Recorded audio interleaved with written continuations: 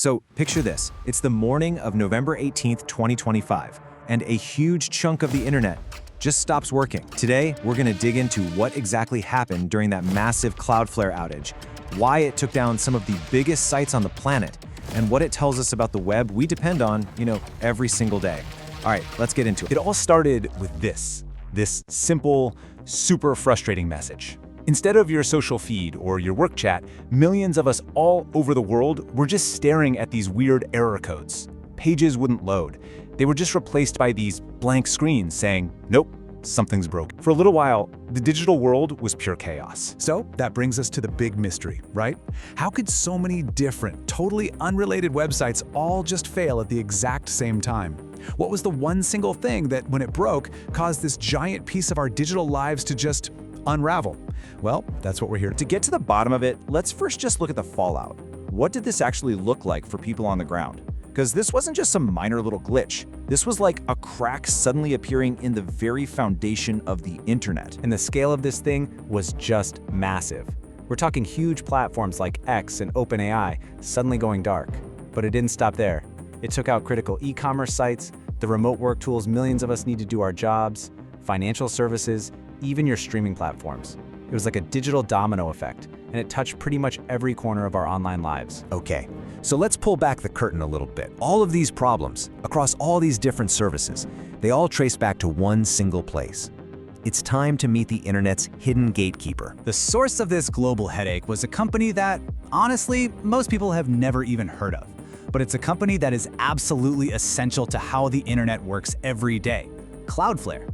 See, it usually operates silently in the background, but on this particular day, its failure became front-page news. I love this quote from Professor Alan Woodward. He calls Cloudflare the biggest company you've never heard of.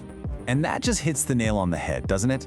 That this invisible giant, a piece of infrastructure so important that when it's working, you don't even know it's there.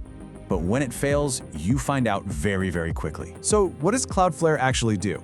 Well, think of it like the internet's bodyguard and personal trainer all rolled into one. When you try to go to a website, Cloudflare steps in. It finds the fastest, safest way to get you the information you want, and it delivers it in a flash, all while protecting the original website from getting attacked or overwhelmed. Millions of sites rely on this to stay fast, safe, and online. So here's the crucial question. What could possibly break a system that's designed to be so tough, so resilient? What on earth went wrong inside this critical piece of the internet that caused such a complete and widespread failure? And on the day, things moved fast. Just after noon GMT, the first reports of errors started trickling in. By 12:21, Cloudflare was on it, officially acknowledging a problem. But less than 25 minutes after that, they had to declare a critical incident as the outage just exploded worldwide. They got a fix out the door around 1:30, but it still took a while for the whole global network to get back on its feet. Now, a technical problem of this size doesn't stay a technical problem for very long. Nope, it very quickly turns into a massive financial one. Because when the internet stops working, the global economy takes a huge, direct hit. So what does an hour of downtime like this actually cost? The numbers, they're just staggering. Based on estimates from similar outages, we're talking about global businesses losing somewhere around $75 million. And that's not for the whole day, that's for every single hour that major websites are offline. This isn't just about being annoyed you can't check your feed. This is a massive, immediate economic blow. And if you break down where that money is coming from, it's pretty wild. Of that roughly $75 million an hour, look at Amazon. They're losing almost 73 million of it all by themselves. But it's not just them. Look at the others. Essential tools we use for work like Zoom and Slack, and huge entertainment platforms like Roblox. The financial pain was felt all across the digital economy. And even that doesn't capture the whole picture. As Mehdi Daldi, the CEO of Catchpoint, points out, the real damage goes way beyond just lost sales. You have to think about the lost productivity for millions of workers around the world who just couldn't do their jobs. When you add all that up, the total financial hit skyrockets from millions into the hundreds of billions. So, services are back online, everything's recovering, but what's the big picture here? What does an event like this really teach us about this internet we rely on so much? Well, it reveals a truth we tend to forget. The web is surprisingly fragile. When you really boil it down, the key takeaways are, well, they're a bit sobering, honestly. First, this whole thing proves that the internet has these critical single points of failure. It's not nearly as decentralized as we like to think.